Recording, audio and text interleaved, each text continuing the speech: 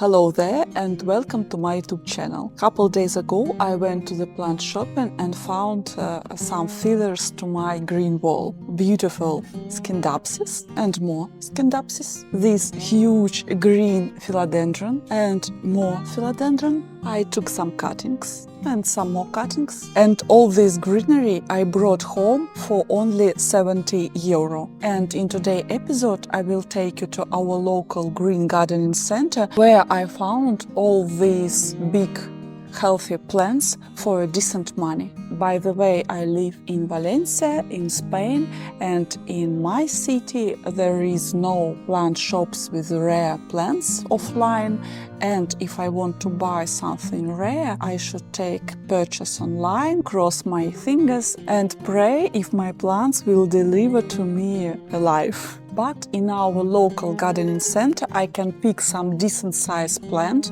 for my green wall. And sometimes, if I am lucky enough, I can find there some uncommon specimens. I was in a gardening center a couple days ago. I brought some footage from there. I will show you what I found there and what common or uncommon plants are there now. I found a garden center on the map. It's 30-minute walk from nearest metro station outside the city. Getting there in 35 degrees heat was a real challenge. Only the first part of the way had some shade. For more than 20 minutes I had to walk along the big road. I didn't film anything there. It felt scary, hot, dusty, and there was no sidewalk at all.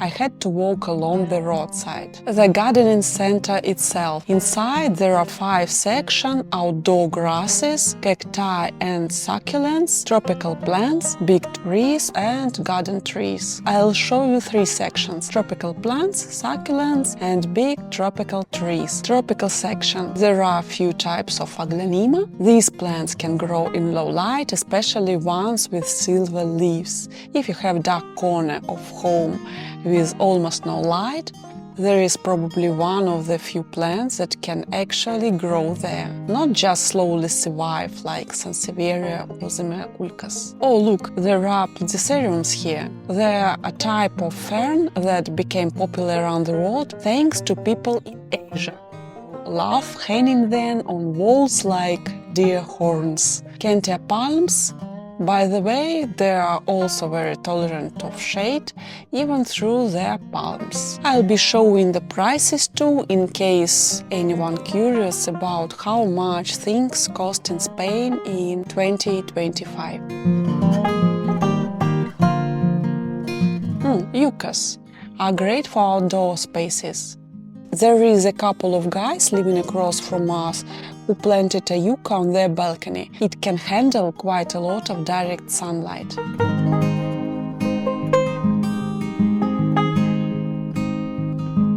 There are a lot of marans here, healthy plants with beautiful leaves. Marantas usually grow in forest floor, so they do really well in low light conditions. Same goes for Calatheas. In most cases, if you see red on the side of the leaves, it means that plant can survive in low light. It photosynthesizes light twice. First, when light goes through the leaf from above. Then the red underside reflects the light back, so the leaf can photosynthesize second time with the same light. Very clever. This one is very beautiful. Oh wow! This is really fine. What a beautiful pattern. Leaves grow with yellow variegation and over time it becomes bright white. This is a Tenanti golden mosaic. You don't often see this plant in stores. It definitely needs more light. There is also another Tenanti, one that likes shade. Big Calatheas. And this gorgeous one, Herbifolia. I'm thinking about buying it for myself. It has a very beautiful pattern and wavy leaves, and it's in my alley. It grows huge. I like plants that you can grow really big. Oh wow! Philodendron pedatum, so big. There are two another philodendrons with similar leaf shapes, Florida green and Squamiferum. Florida green is a delicate hybrid of Squamiferum and pedatum. Look at how many specimens there are, and all of them are adults. I walked around just staring and admiring them. I would have bought it if it weren't for the strange variegated bumps. It's not a pattern, but raises spots. That bothered me, and it's not typical for pedatums. The leaf should be green without spots. GPT said that raised variegation might show a mutation that can best if you try grow the plant by cuttings. That's the only thing that stopped me from buying it, but in the future I definitely want either Florida green, pedatum or Squamiferum. I really like the leaf shape. Oh, what a big strong pothos epipremnum, jungle vibe, wow. I've only seen such a big leaves in the wild.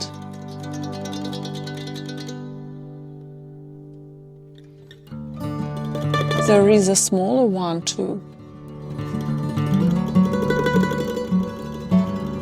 Oh, Philodendron hederaceum Brazil form.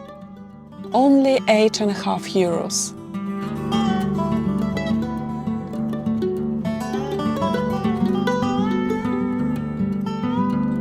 I bought one of these baskets for my home and divided it into two plants.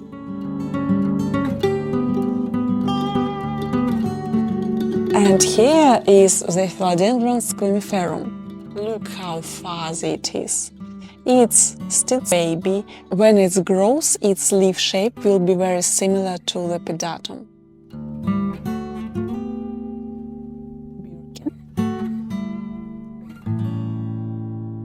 I found a nice collection of ceramic and clay pots here. They don't have drainage holes, but they work well as cover pots.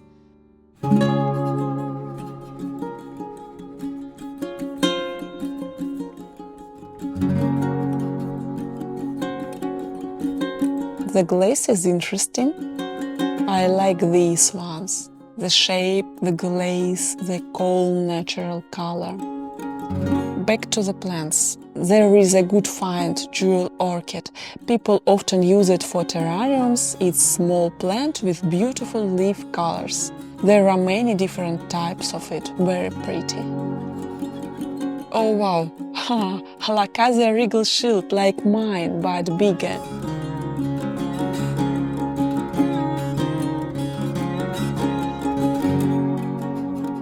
Another find, pitcher plant. It likes humidity and grows pitchers at the end of the leaves. Very curious one.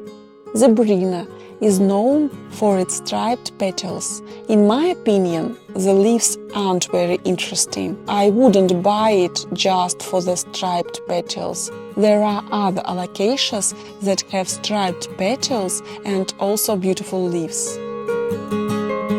It looks a lot like crotons, but this is an aucuba. I don't know much about this plant. If anyone grows it, please share how it is. Tell me about your experience in comments. Dieffenbachia is known as an easygoing plant. It adds a nice pop of color. You can grow it indoors as a bush or a tree, whichever you like. It can grow very big if you don't prune or repot the top.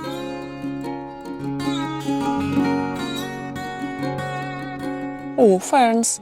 This is an interesting crocodile fern. It lives like a lizard's shed skin. Beautiful pattern. Maybe someday I'll add it into my collection when I'm in mood to mount ferns on bark and make the hanging systems for my platycerium when it grows. And this is a bird nest fern. They usually grow on trees wrapping around the trunk. They can grow in... Oh, so cute! Here's a bird nest fern again. They catch stuff into the middle of their leaves and then feed on nutrition from it. Really interesting how they do that.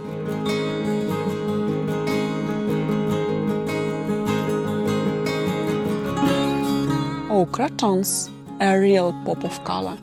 The more sunlight you get, then brighter their patterns. Of course, they look very beautiful.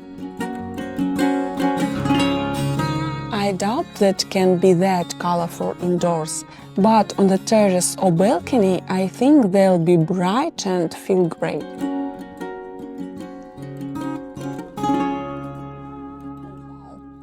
This is one look like fire.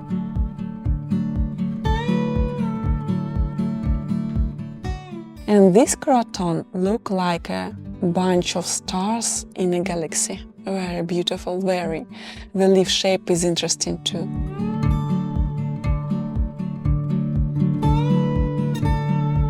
Oh, I think this is a Syngonium confetti, but I might be wrong.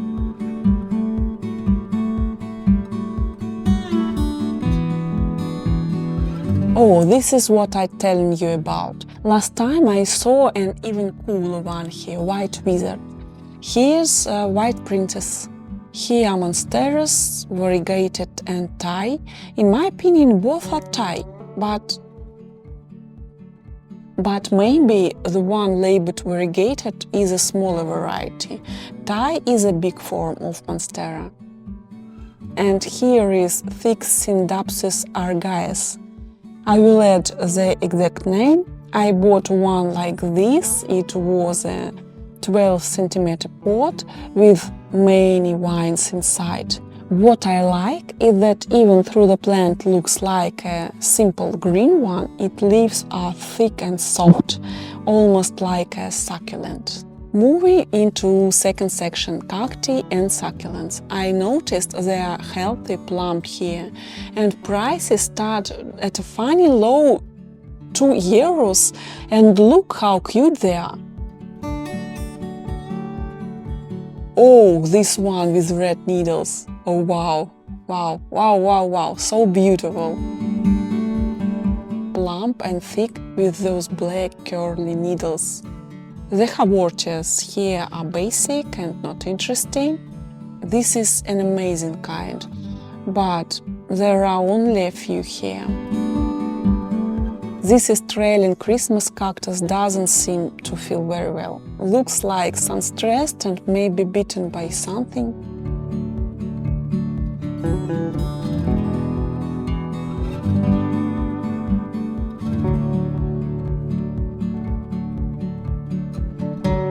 Oh wow, Pachypodiums. These grow thick and big trunks.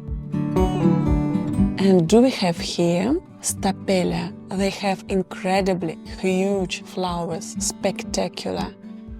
I'll show you in a picture.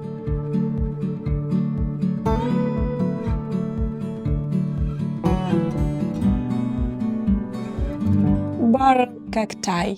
They are very popular here in Spain. It seems like everyone have them either on their balcony or in their garden. Kalanchoe, soft and fuzzy to touch. And here are the biggest cacti. Wow, look at those clumps. And these blue column cacti, such a beautiful color. I love blue cacti. By the way, they don't like very bright direct sunlight and turn to green. The color does not come back like with succulents.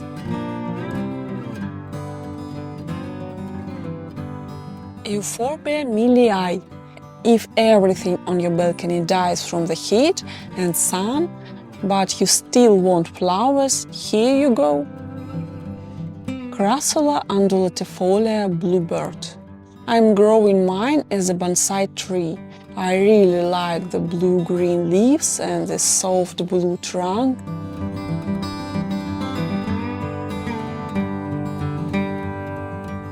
Agave, how spiky.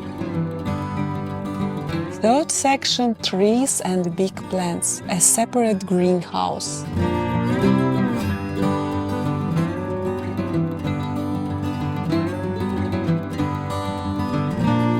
basic rubber fig trees, Ficus elastica. In my opinion, they look spectacular only when they get really huge. For now, just office-sized bushes.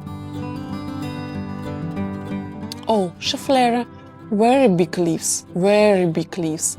This tree gives a real jungle vibe. I'm not sure how well it grows indoors, but I've seen many people have it in their yards.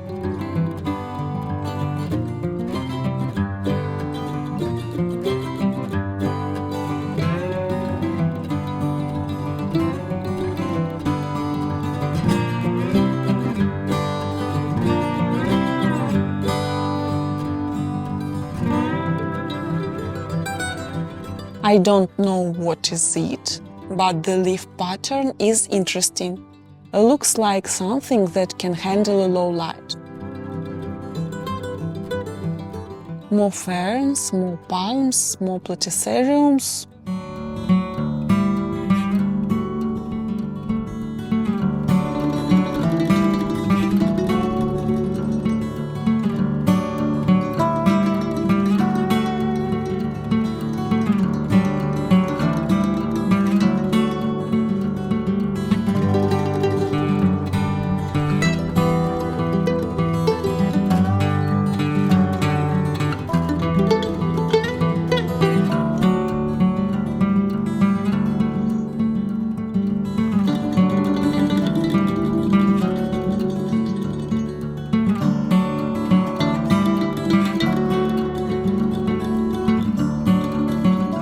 This is an interesting. In Australia and US, Tomatophyllum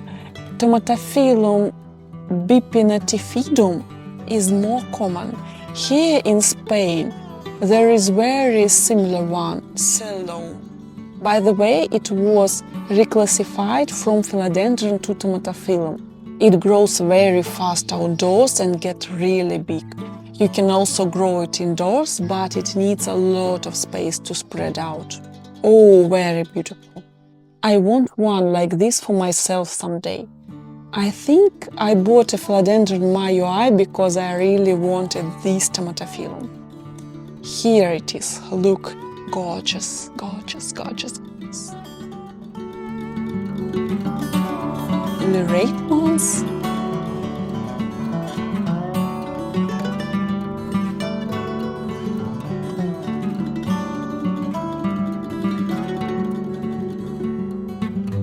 Xanadu. For some reason, they are expensive in Spain, even though I think they are basic plants. I really like big acacias, and especially when over time they grow trunks like trees. I know many people cut and root the top to get rid of the trunk, but I would keep it. Texture, age, adds value and uniqueness to the plant. I didn't see many Hoyas in this garden center. The most basic ones here are Carnosa and Princess. Oh, hello Tomatophyllum. Wow, only 22 euros. Look at these beautiful roots. Wow. We've reached the Strelitzias. They're huge here. This is Strelitzia Nicolai with longer, wider leaves. Right next to it is Strelitzia regale, less proportional compared to Nicolai, bigger petioles, smaller leaves.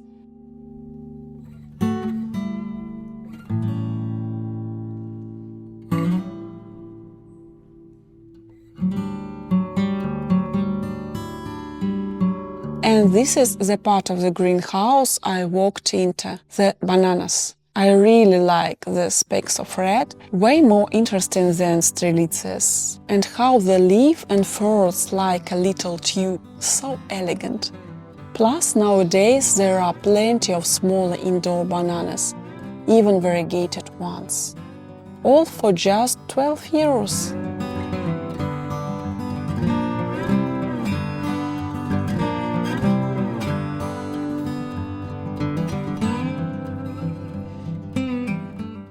And that is all. Thank you to watching today's episode. If you like it, please push like button, and bye bye. See you on the next video.